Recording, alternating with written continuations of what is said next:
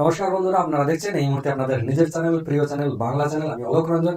কোন পরিমাণ অর্থ থেকে 3.5 বছরে 2.5% সুদের হারে 154 টাকা সুদ পাওয়া যায়, মানে কি জানতে চাইছে? প্রিন্সিপাল। তাহলে আপনি বলতে পারেন প্রিন্সিপাল সমান SI ইন্টু 100 বাইকে আর আর টি নিচে। তাহলে এখান থেকে আপনি পেতে পারেন যে কোন পরিমাণ অর্থ থেকে 3.5 বছরে 2.5% সুদের হারে 154 টাকা সুদ পাওয়া যায়, মানে 154 টাকা হচ্ছে SI, 154 টাকা ইন্টু 100 উপরে, আর রেট নিচে কত?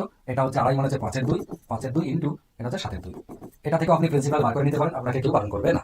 ঠিক আছে? অথবা আপনি আন্দাজ করতে পারেন যে এই যে 3.5 বছর, মনে করুন 3.5 বছর, আমি এখানে একটু লিখে নিচ্ছি, 2.5%, 154 টাকা কি হয়েছে? এটা সুদ হয়েছে। এবারে জানতে চাইছে প্রিন্সিপাল কত।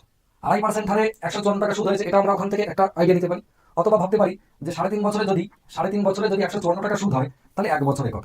এটাকে কেটে যদি আমরা 1 বছর করি, কেমন? এটাকে কেটে যদি আমরা 1 বছরে করি, তাহলে কি করবো? 154কে 3.5 দিয়ে ভাগ করে দেবো। এবার 154কে 3.5 দিয়ে ভাগ করা মানে এটা তো 7/2, তো 7/2 মানে আপনি চাইলেই ইন্টু 2/7 করতে পারেন। 7 যদি কাটেন 7 দিয়ে 14, 7 দিয়ে 14 22 দিয়ে 44 টাকা। এই যেটা আপনি পেলেন, আর 3.5, 154কে 3.5 দিয়ে ভাগ করলে 44 হবে, আন্দাজে করা যায়। যদি আন্দাজ নিতান্ত না হয় তাহলে কাটাকাটিটা অন্য কোনো সমস্যা না, আন্দাজের মতোই কম সময় লাগবে, 44 টাকা হয়ে যাবে। তাহলে 1 বছরে 44 টাকা হয়েছে, 1 বছরে, তাই না?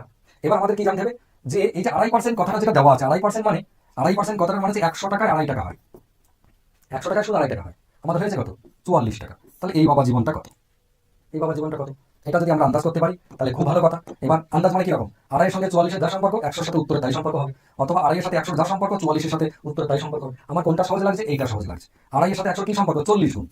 40 গুণ, 40 ইন্টু 2.5 মানে 100 না? 40 গুণ। তাহলে এরও 40 গুণ হবে এই বাবা জীবন। 40 গুণ মানে কি? 4 4 160, 4 4 176, 176 পর একটা শূন্য, 1760 টাকা। উত্তর কত? উত্তর 1760 টাকা। এবারে আপনার মনে হতে পারে যে কনসেপ্টটা কি তাড়াতাড়ি হলো? এটা যেন কেমন জটিল মনে হলো। কারণ যারা একদম নতুন তাদের ক্ষেত্রে কিছুটা জটিল লাগতে পারে, কিন্তু যারা একটু প্র্যাকটিস করবে না, 2-4 বার, 4 বার করা লাগবে না, বাদ দিয়ে প্র্যাকটিস করার পরে এই অঙ্কটা, সিমিলার কোয়ালিটির অঙ্ক তো আপনি আরো প্র্যাকটিস করবেন, আপনার অভ্যেস হয়ে যাবে। আমার কথা বিশ্বাস রাখুন। একটা সময় আমিও আপনাদের মতোই ভাবতাম যে এটা মনে হচ্ছে দেরি হচ্ছে, বেশি মাথা খাটাতে হচ্ছে, মাথায় বেশি চাপ পড়ছে, হবে না মাথা। ওর থেকে যেটা আগে শিখে এসেছি স্কুল থেকে, ওটাই ঠিক আছে। কিন্তু না, ওটা টাইম কনজিউমিং। আর চাকরি পরীক্ষা পাস করতে গেলে টাইম কনজিউমিং এমন কোনো আচরণ আপনার ভেতরে আনা যাবে না।